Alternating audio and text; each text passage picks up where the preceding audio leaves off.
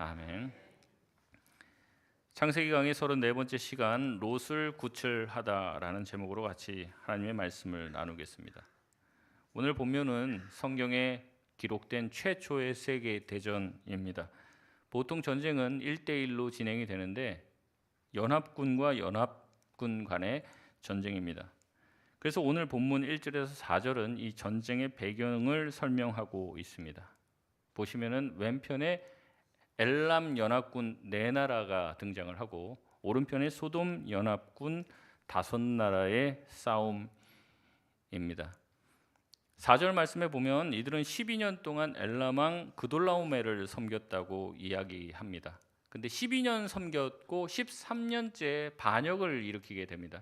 이 소돔 왕을 중심으로 한 5개의 연합 국가가 이제는 전에 있던 엘람 왕 그돌라오메를 향해서 반기를 든 것입니다.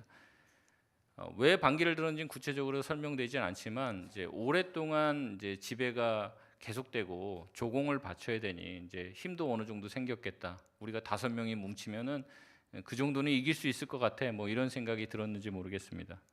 그때 당시에는 이제 고대 국가가 도시국가 형태였기 때문에 이거를 그냥 놔두면 안 돼요. 5국가가 연합을 해서 지금 자기한테 대들었는데 놔두면 어떻게 될까요? 옆에 있는 다른 나라들도 영향을 받아서 같이 이제 반역을 하게 될 것이기 때문에 어떻게 합니까? 5절에 보면 14년째가 되어서, 그러니까 12년간 섬겼고 13년 때 이제 반역을 했고 14년째 해가 되었을 때는 그돌라오멜이 자기와 함께한 연합국가 4나라와 함께 주변의 나라들을 평정하려고 정복 전쟁을 나섭니다. 근데 정복 전쟁이 얼마나 이제 강하냐면 이 정복 전쟁이 승승장구하는 거예요. 계속 이긴 거예요.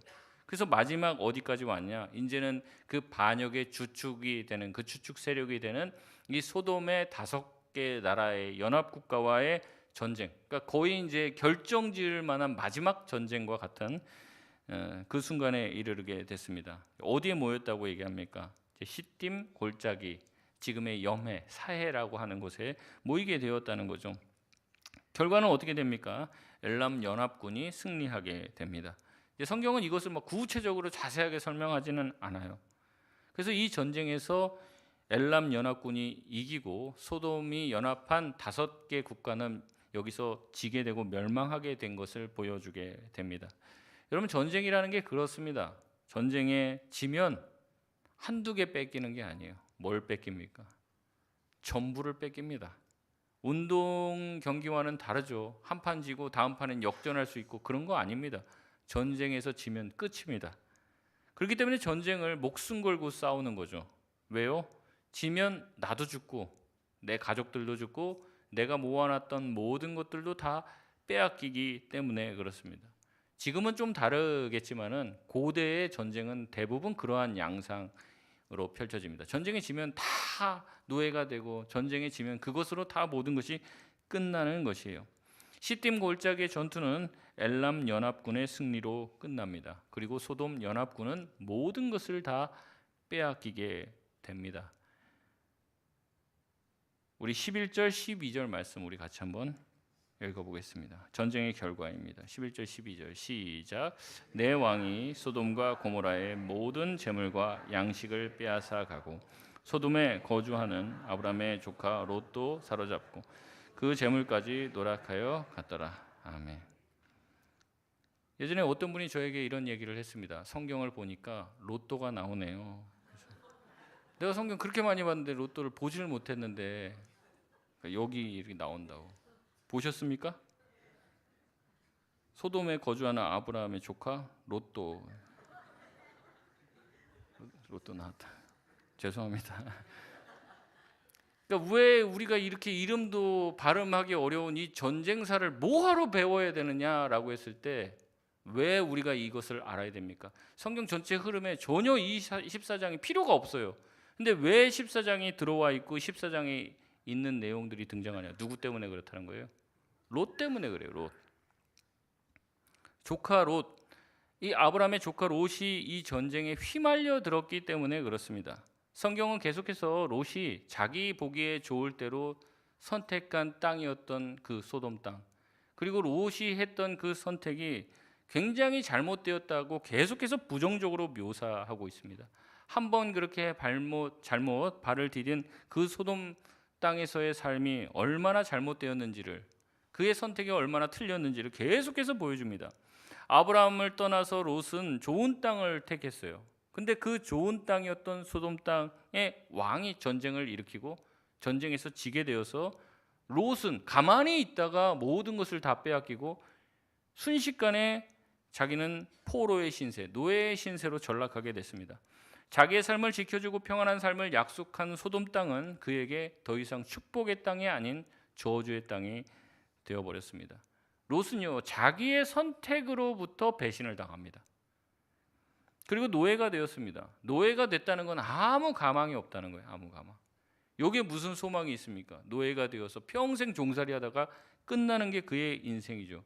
여러분, 이런 롯의 잘못된 선택을 되돌릴 수 있는 힘이 있나요? 아무것도 없죠.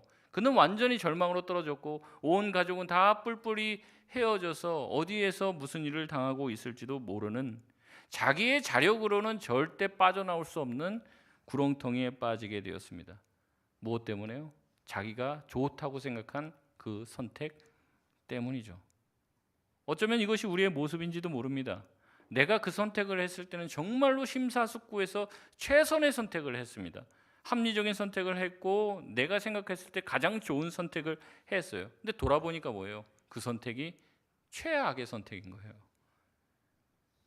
그 남자를 만나지 말았어야 되는데, 그 여자를 만나지 말았어야 되는데, 근데 이제는 빠져나올 힘도 없는 거죠. 이런 상황이 된 겁니다. 절체절명의 순간, 절망적인 상황, 아무 희망과 소망이 없는 상황이 되었습니다. 여러분, 이런 아무런 희망과 소망이 없는 롯, 여러분, 하나님께서 이 롯이 네가 잘못했으니까 한번 당해봐, 그렇게 하지 않으십니다. 하나님은 이 롯을 그냥 내버려 두지 않죠. 우리 13절 말씀입니다. 같이 읽겠습니다. 시작.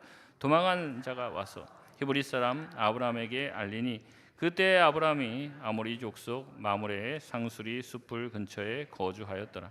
마므레는 에스골의 형제요 또 아넬의 형제라. 이들은 아브라함과 동맹한 사람들이더라. 아멘. 전쟁에서 도망한 사람이 있었습니다. 이 사람이 히브리 사람 아브라함에게 이 소식을 전합니다. 이제 이런 표현이 성경에 유일하고 처음 나오는 겁니다. 히브리 사람 아브라함. 그러면 히브리라는 말은 무슨 뜻이냐? 건너온 사람이라는 뜻입니다. 그러니까 외국인이고 이방인이라는 뜻이죠. 가나안 사람들과는 다른 데서부터 온 사람이라고 이야기를 합니다. 그리고 아브라함이 어디에서 거주했냐? 창세기 13장 18절 지난주에 말씀해 보면은 아브라함이 장막을 옮겨 헤브론에 있는 마므레 상수리 숲에서 머무르며 하나님께 제단을 쌓았다고 얘기해요. 그러니까 가나안 더 깊숙이 들어와서 마므레 상수리 나무 아래에 있는 에스골과 아넬과 마므레와 동맹을 맺으면서 거기서 거주했다고 얘기를 합니다. 거기서 거주하고 있는데 무슨 소식이 들린 거예요? 소돔에 있는 다섯 나라와 또 엘람 왕 그돌라오멜과의 이제 네 국가가 전쟁을 벌였는데 거기에 휘말려서 롯도 져서 포로로 끌려갔다는 소식을 듣게 된 것이죠. 여러분이라면 어떻게 하겠습니까? 이런 소식이 들렸을 때 아브라함은 어떻게 했을까요? 우리 14절 말씀입니다. 시작. 아브라함이 그의 조카가 사로잡혔음을 듣고 집에서 길리고 훈련된 자 318명을 거느리고 단까지 쫓아가서. 아멘. 아브라함 입장에서 롯은 어떤 조카였을까요? 먼저 양보했다고 덜컥 그렇게 하면 됩니까? 아무리 삼촌이 네가 먼저 땅을 선택해라 한다고 해도 그렇게 하면 안 되죠. 그래도 삼촌이 먼저 하셔야죠. 예의가 없는 놈입니다. 마치 기다렸다는 듯 지금까지 잘해줬던 돌봐줬던 아브라함 뒤통수를 치고 미련 없이 롯은 아브라함을 떠납니다. 어떻게 보면 조카답지 못한 모습을 보이죠.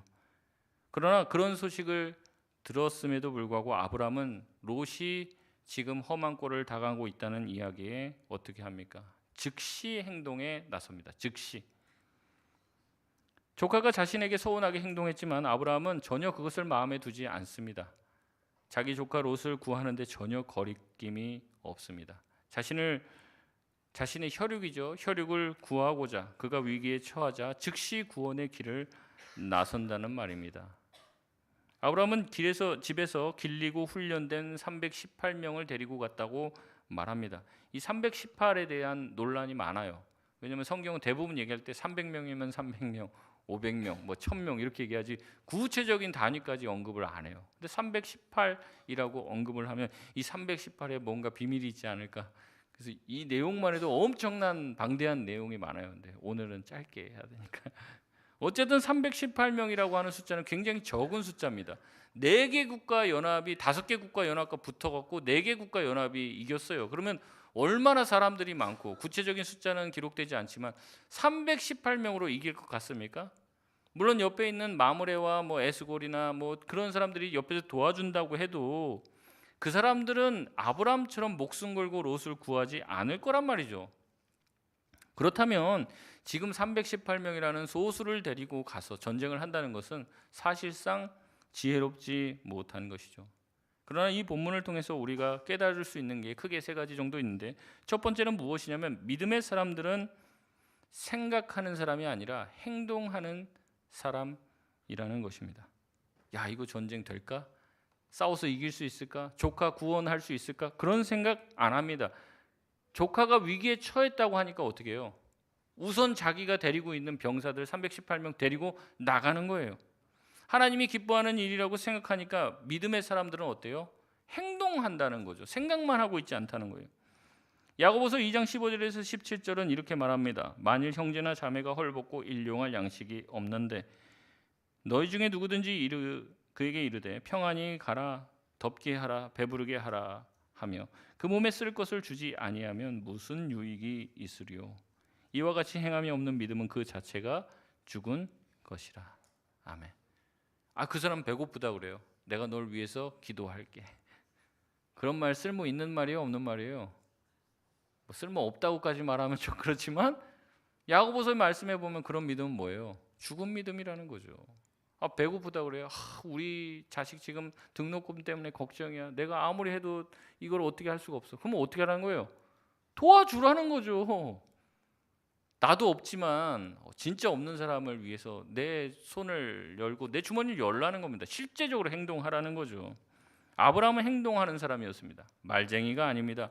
이것저것 재고 따지면서 타이밍을 놓치는 법이 없습니다. 아브라함은 믿고 행동했습니다. 그것이 옳은 길이라고 생각하니까 그 길로 간 것이죠. 또한 아브라함은 어떤 사람이었습니까? 준비된 사람이었습니다. 14절의 말씀에 보면 집에서 길리고 훈련된 자를 데리고 갔다고 말합니다. 그것은 전쟁을 대비했다는 말이에요. 전쟁이 일어날 것을, 전쟁까지는 아니어도 전투가, 다툼이 일어날 것을 알고 준비를 했다는 거예요. 여러분, 우리가 여기서 그런 생각들을 하게 됩니다. 그러면 아브라함이 하나님이 자기를 지켜줄 거 믿었을까요? 못 믿었을까요? 믿었죠. 그럼 믿으면 아무것도 안 하는 겁니까? 아무것도 안 해요. 하나님이 지켜주실 거니까 아무것도 안 해요? 아브라함은 하나님이 자신을 지켜주실 것을 알았지만 아무것도 안 한 사람이 아니에요. 준비한 사람이에요. 준비한 사람.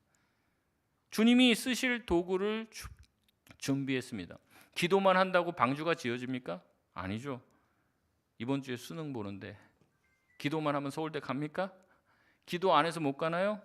아니죠. 하나님은 말씀하십니다. 뿌린 대로 거두게 된다. 열심히 하면 그렇게 되겠죠. 안 하니까 안 되는 거예요. 뭐 하나님이 맞고 뭐 어지고 아니라 하나님이 뿌린 대로 거두게 하시는 법칙대로 하시는 거죠. 아브라함은요, 믿음을 가졌지만 요행을 바란 사람은 아닙니다. 하나님이 지켜주실 것을 믿고 있지만 철저히 준비한 사람이에요. 철저히. 아브라함은 평화의 사람이었습니다.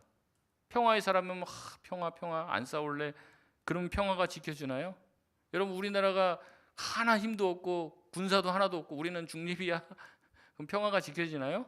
아니죠. 철저하고 강력한 군사력을 통해서 평화가 유지가 되는 거죠. 물론 아브라함이 준비한 전쟁은 지금과 같은 국가 단위의 강력한 대규모 전쟁을 준비한 것은 아닙니다. 그러니까 318명 준비했지. 안 그러면 3만 8천 명 준비해야 되는 거 아닙니까? 자기가 준비했던 거는 318이라는 아주 소규모의 훈련된 군사였습니다. 그러나 지금 이 전쟁은 318명으로 싸울 수가 없죠. 계란으로 바위치기죠. 그럼에도 불구하고 뭐예요? 그렇게 준비된 사람을 데리고 나갑니다. 오늘 이 광경을 통해서, 이 이야기를 통해서 다시 한번 알 수 있는 것은, 세 번째로 믿음의 사람은 무모하지 않다는 겁니다. 우린 무모해 보이잖아요. 지금 계속 무모하다는 이야기를 해왔지 않습니까? 318명 받게 되지 않지만 아브라함이 하나님이 우리를 지켜주시고 이기게 하여 주실 테니까 자 돌격 앞으로, 그리고 318명 데리고 가서 수만 명이 되는 그 군사들과 같이 맞닥뜨리냐는 거죠. 안 그래요. 어떻게 합니까? 15절 말씀입니다. 시작. 그와 그의 가신들이 나뉘어 밤에 그들을 쳐 부수고 다메섹 왼편 호바까지 쫓아가. 아멘. 아브라함은 부대를 나눕니다. 그리고 어떻게 해요? 정면 돌파할 수 없기 때문에 게릴라전을 하는 거죠. 그것도 야밤에 기습을 감행합니다. 이 모습을 통해 뭘 알 수 있습니까? 믿음의 사람들은 하나님 믿고 돌격하는 사람들이 아니라는 거예요. 자신이 가지고 있는 형편 318명 데리고 뭘 할 수 있을까를 뭐해요? 생각하는 거죠. 우리가 할 수 있는 역량들을 파악하고 하는 거예요. 믿음으로 행동하지만 무모하지 않습니다. 자신이 준비한 역량을 파악하고 이 상황 가운데서 우리가 할 수 있는 최선의 전략이 무엇인지 지혜를 짜서 행동합니다.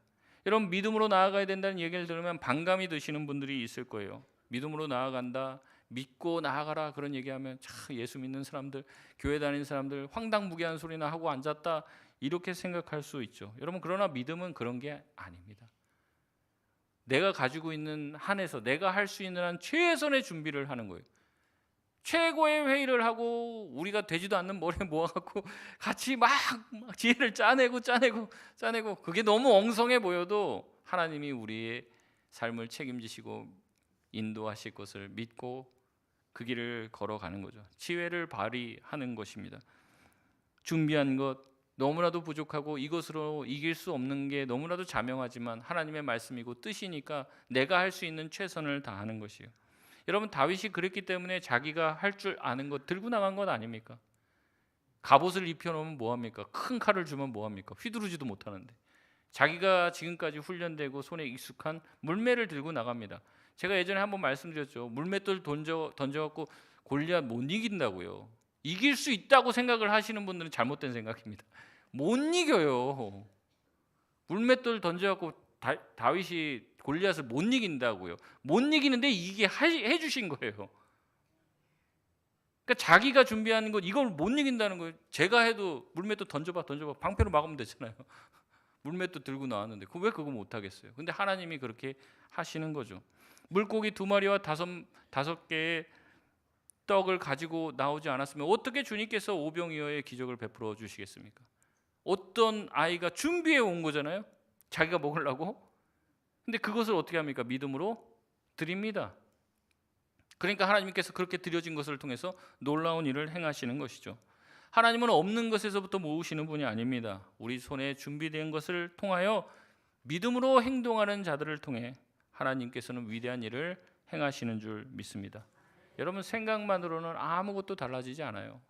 내가 정말 믿는다면 여러분 손에 있는 작은 것으로 뭔가 하시길 바랍니다. 헌신하시길 바랍니다. 내가 가지고 있는 것이 너무나도 초라해 보여도 그렇게 할 때 하나님은 하나님의 일을 하시는 줄 믿습니다. 아브라함의 헌신의 결과는 16절입니다. 우리 16절 말씀 같이 읽겠습니다. 시작. 모든 빼앗겼던 재물과 자기의 조카 롯과 그의 재물과 또 부녀와 친척을 다 찾아왔더라. 아멘. 제가 설교를 준비하면서 16절이 제일 감동적이었어요. 밑줄을 막 그어 놓으십시오. 모든 빼앗겼던 재물을, 모든 것들을 다, 내가 빼앗겼던 모든 것들을 어떻게 해요? 다 찾아왔더라. 아브라함은 모든 빼앗겼던 재물을 찾아옵니다. 조카 롯도 찾아오고 그의 가족, 부녀, 친척을 다 찾아옵니다. 여러분, 이 아브라함은 예수님을 예표합니다. 롯은 아무것도 할 수가 없어요. 자기의 잘못된 선택으로 말미암아 온 가족이 뿔뿔이 헤어지고 나락에 빠졌습니다. 특별히 이것은 낮에 별로 현실감 있게 다가오지 않습니다. 밤이 되면 어두워지고 아무도 내 곁에 남아있지 않을 때, 내 소망이 다 끊어진 그 신세의 철야감을 비로소 생생하게 느끼게 됩니다. 근데 그 밤에 누가 찾아왔습니까? 롯이 그렇게 신세 한탄하고 있을 때 한밤중에 아브라함이 찾아온 거예요. 예수님도 이와 같이 우리에게 찾아오십니다. 우리의 모든 소망과 희망과 우리의 능력이 다 끊어져 있는 상태에서 주님은 아브라함처럼 한밤중에 우리에게 찾아오십니다. 우리가 잃어버렸던 모든 것들을 되찾게 해 주십니다. 우리의 가정과 우리의 친척들도 찾아주시고, 주님은 어떠한 분이신지 우리의 빼앗겼던 모든 것들을 다 찾아오시는 분이신 줄 믿습니다. 그 주님이 우리와 함께 하고 계시는 거죠. 언제까지 실수와 실망과 후회의 나날을 보내겠습니까? 후회해도 달라지는 건 하나도 없습니다. 우리에게 있는 유일한 희망은 아브라함이 찾아오는 거예요. 아브라함이. 예수님이 찾아오시게 될 때 우리를 포로에서 해방시켜 주시고, 갇힌 모든 사람들의 족쇄를 풀어 주시고, 우리가 빼앗겼던 모든 것들을 되찾아 주시는 줄 믿습니다. 말씀을 맺겠습니다. 롯은 어리석었습니다. 그러나 하나님은 믿음으로 행동하는 아브라함을 통해 그렇게 어리석은 롯도 돌봐 주십니다. 14장은 누구를 위한 장이냐? 어리석은 저와 여러분 같은 롯과 같은 자들을 위한 장이죠. 그렇게 뒤통수 치고 뛰쳐나갔다고 해서 하나님, 그래 한번 네가 그렇게 결정했으니 당해봐, 한번 고생해봐, 정신 차리지, 그렇게 하지 않으십니다. 하나님은 예수님을 보내주셔서 우리를 구원해 주십니다. 아브라함은 318명을 데리고 목숨 걸고 전장으로 나갑니다. 자기 조카 롯을 구하기 위해서. 예수님도 마찬가지죠. 우리를 구하기 위해 목숨을 걸고 전쟁터로 나가셨습니다. 자기 생명을 버리시고 우리를 구원해 주셨죠. 우리도 그 구원의 감격을 잊지 마시길 바랍니다. 나중에 또 다시 얘기하겠지만 롯은 그래도 정신 못 차려요. 그러면 아브라함한테 붙어 있어야 되잖아요. 또 소돔으로 갑니다. 또 그게 우리의 모습이에요. 그러나 하나님은 그래도 포기하지 않으십니다. 우리가 그 사랑을 안다면 그 사랑에 반응하며 그 사랑으로 우리의 이웃들을 사랑하며, 아직도 주님의 사랑을 알지 못하는 자들에게 이 사랑을 전할 수 있는 저와 여러분 되시길 바랍니다. 우리 찬양하시고 기도하겠습니다.